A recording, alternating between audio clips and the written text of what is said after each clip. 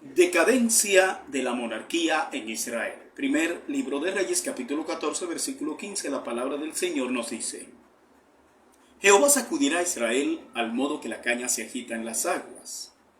Y él arrancará a Israel de esta buena tierra que había dado a sus padres, y los esparcirá más allá del Éufrates, por cuanto han hecho sus imágenes de acera, enojando a Jehová. Que el Señor bendiga su santa y bendita palabra. La profecía respecto de la división del reino de Israel no se hizo esperar después de la muerte de Salomón, tal como Dios le había profetizado que ocurriría. Dice así: y se enojó Jehová contra Salomón, por cuanto su corazón se había apartado de Jehová, Dios de Israel, que se le había aparecido 2 veces, y le había mandado acerca de esto, que no siguiese a dioses ajenos. Mas él no guardó lo que le mandó Jehová. Y dijo Jehová a Salomón: por cuanto ha habido esto en ti, y no has guardado mi pacto y mis estatutos que yo te mandé, romperé de ti el reino y lo entregaré a tu siervo. Sin embargo, no lo haré en tus días, por amor a David tu padre. Lo romperé de la mano de tu hijo. Primer libro de Reyes, capítulo 11, versículos 9 al 12. Y el reino se dividió, como sabemos, en reino del norte y reino del sur. Cada uno de estos reinos tendría una sucesión de reyes, unos más o menos peores que los otros, y de vez en cuando uno que haría lo recto delante del Señor. Pero en fin de cuentas, la situación iría empeorando hasta la decadencia total. La profecía del profeta Ahías en los albores de este reino dividido es una muestra de lo que espera Israel durante este período oscuro. Este es el versículo: Jehová sacudirá a Israel al modo que la caña se agita en las aguas, y él arrancará a Israel de esta buena tierra que había dado a sus padres, y los esparcirá más allá del Éufrates, por cuanto han hecho sus imágenes de acera, enojando a Jehová. Primer libro de Reyes, capítulo 14, versículo 15. Durante este periodo del reino dividido, hubo constantes guerras intestinas entre Judá, reino del sur, con capital en Jerusalén, e Israel, reino del norte, con capital en Samaria. Y además, siempre estaba la amenaza y el temor de los enemigos vecinos: Egipto, Asiria y la temible Babilonia. Veamos en primer lugar los reyes vivían bajo un modelo equivocado. La mayoría de estos reyes, tanto de Israel como de Judá, estaban viviendo según el modelo equivocado del rey Saúl. Y muy pocos se decidían por el modelo preferido de Dios, que fue el gobierno de David. Cosa esta que Dios anhelaba y que no perdía tiempo para hacérselo saber al pueblo, pues David era el parámetro del tipo de rey que él deseaba para Israel.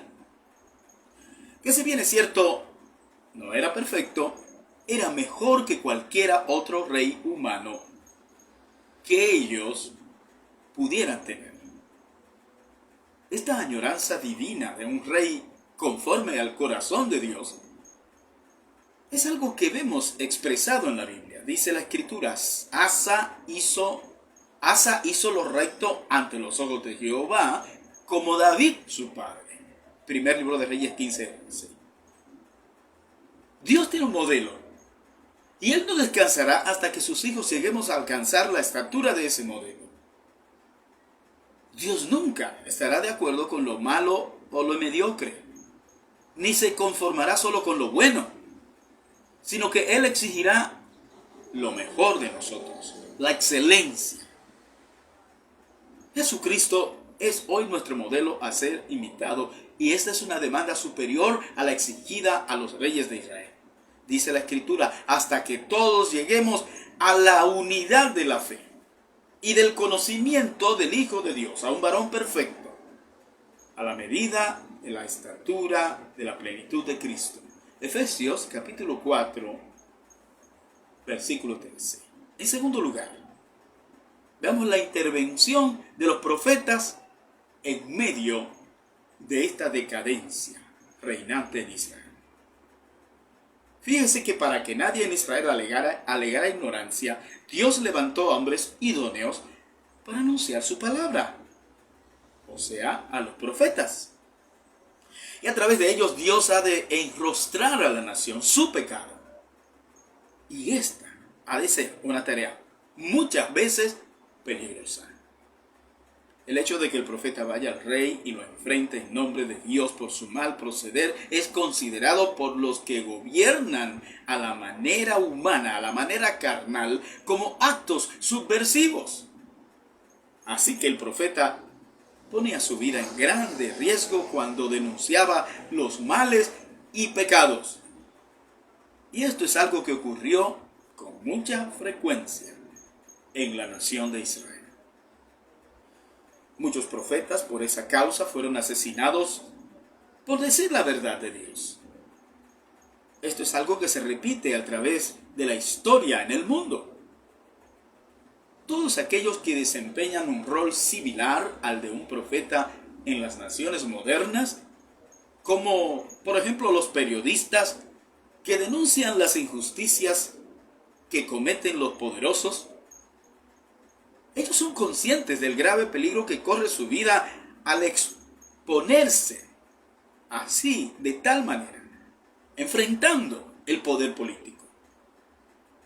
Pero aquellos que son conscientes de su llamado no se amedrentan frente a ninguna amenaza. Entonces mucho menos lo pueden hacer los profetas de Dios. Tenemos a Elías y Eliseo. Son dos profetas que se destacan en el tiempo del reino dividido. Elías y Eliseo fueron profetas tan especiales que a través de ellos Dios obró grandes milagros, como detener la lluvia y pedir que lloviera, pedir que bajara fuego del cielo, multiplicar los elementos de la naturaleza, como el caso de la multiplicación de la harina y el aceite en favor de una viuda, la resurrección de un niño, el milagro del hacha que flotó en el agua y el milagro de sanación de una enfermedad incurable para ese tiempo, que era la enfermedad de la lepra. Cada uno de estos milagros son similares a los obrados por Jesús muchos siglos después en el Nuevo Testamento. Elías y Eliseo mostraron una anticipación de los poderes que acompañarían al Mesías. Y además, el nombre de Elías está particularmente relacionado con el Señor Jesús. Recuerden que juntamente con Moisés, él apareció con Jesús en el monte de la transfiguración ante la mirada atónita de sus discípulos Pedro, Juan y Jacobo. Mateo 17, versículos 1 al 13. Elías fue el maestro de Eliseo y debemos mencionar de forma especial un hecho singular que sobresale en su vida. Y es que él, Elías, fue traspuesto para no ver la muerte. Así que Elías está en el cielo sin haber pasado por el proceso de la muerte. También Enoc está de esa manera en el cielo. Esto que les ocurrió a ellos, podríamos decir que es similar a lo que ocurrirá a los creyentes vivos, que serán transformados en un abrir y cerrar de ojos el día que el Señor venga en su segunda venida, como dice la Biblia, como dice el apóstol Pablo en 1 Corintios capítulo 15, versículo 52. Elías libró una tremenda batalla contra los sacerdotes de Baal. Y aunque tuvo éxito en su empresa y destruyó el culto a Baal, pero su vida corrió grande peligro ante las amenazas de la malvada Jezabel. ¿Y quién era Jezabel? Bueno, pues era la esposa fenicia, adoradora de Baal, que se había buscado el rey Acab. Esta era una pareja maligna que provocó grandes males a la nación de Israel, especialmente en el reino del norte. Bueno, pues fíjese cómo Acab muere. Muere de una forma muy peculiar en una batalla contra los sirios. Así nos dice la Biblia. Un hombre disparó su arco a la aventura e hirió al rey de Israel por entre las junturas de la armadura. Por lo que dijo él a su cochero: da la vuelta y sácame del campo, pues estoy herido. Pero la batalla había arreciado aquel día y el rey estuvo en su carro delante de los sirios. Y a la tarde murió. Y la sangre de la herida corría por el fondo del carro. Primer libro de Reyes 22, versículos 34 y 35. ¿Y qué pasó con Jezabel? Bueno, pues esta recibió su castigo durante el reinado de Jehú. Su cuerpo fue despedazado, fue comido de los perros. Segundo libro de Reyes 9, versículos 30 al 35. Toda la familia de Acab fue exterminada. Estos libros de Primera y Segunda de Reyes terminan mal, muy mal. Realmente no pueden terminar bien los que se apartan del Señor y se van tras las corrientes de este mundo. Finalmente, por causa de la decadencia, ocurre entonces el temido cautiverio. Varias décadas después de la muerte de Eliseo, el reino del norte de Israel cayó en manos de Salmanasar, rey de los asirios. Todo esto por apartarse de los caminos del Señor. Por esto Dios los entregó en manos de sus enemigos. Segundo libro de Reyes, capítulo 17, versículos 14 al 18. Así que Asiria se adueña de Samaria y establece allí sus dominios. Entonces se inicia la mezcla de razas, la mezcla de culturas, la mezcla de religiones. Y se forma un sincretismo peligroso que apartará inevitablemente a los israelitas muy, pero muy lejos del Señor. ¿Sabe, mi querido amigo, mi querido hermano, los creyentes debemos ser conscientes que aunque vivimos en este mundo, pertenecemos a la patria celestial? Y que hay cosas de nuestra cultura con las que no podemos estar de acuerdo. Y a las que de ninguna manera nos podemos conformar. Así nos lo dice la Biblia en Juan 17, 16 y Romanos 12, 2. La demanda del Señor a los israelitas de no hacer alianza con las naciones paganas es lo equivalente a lo que nos dice la Biblia en el Nuevo Testamento respecto de los creyentes, de no hacer compromisos con los incrédulos. No hacer compromisos que interfieran con nuestra ética y nuestras creencias, pues esas son cosas innegociables. Segunda Corintios 6:14. El cristiano que ignora este principio está desperdiciando la gracia de Dios que le ha sido dada. Está haciendo una afrenta para el pueblo de Dios y se convierte en un hazmerreír del diablo. Los israelitas se pusieron, fíjese, en terreno de Satanás y sufrieron entonces las consecuencias. En tiempos del rey Josías en Judá no valió para el pueblo de Israel que se hicieran reformas, que se hicieran llamados al arrepentimiento, ni que se arreciara la persecución contra los propiciadores de todo tipo de maldad, de todo vicio, de todo pecado. Pues de todos modos, Dios ya estaba determinado a que Judá corriera la misma suerte que Israel. Dice la Escritura: con todo eso, Jehová no desistió del ardor con que su gran ira se había encendido contra Judá, por todas las provocaciones con que Manasés le había irritado.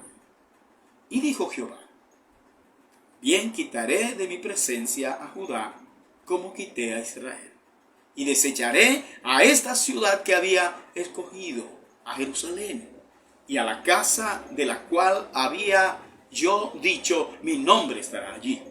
Segundo libro de Reyes 23, versículos 26 y 27. Así que no pasó mucho tiempo para que también el reino del sur, Judá, cayera cautivo, pero esta vez en manos de los babilonios, bajo el mandato del rey Nabucodonosor. Esta nación dominicana, la nuestra, como muchas otras naciones de nuestra América Latina y del mundo, está viviendo en condiciones similares a las del pueblo de Israel durante el tiempo del reino dividido. Y la razón de mucho de este errático accionar en sus gobernantes es el cautiverio al que Satanás tiene sometido a nuestros pueblos, los cuales son víctimas de sus trampas. Aquí también el enemigo tiene sus redes de sincretismo, alejando a los hombres cada día más de la verdad bíblica y viviendo en ignorancia, una ignorancia espiritual que sobrepasa todo intelecto y tiene sometida la voluntad del hombre. Mi querido amigo, mi querida amiga, solo Jesucristo, conocido, creído y aceptado en el corazón de los individuos, puede transformar de manera genuina la suerte de nuestros pueblos y del mundo. Que Dios te bendiga.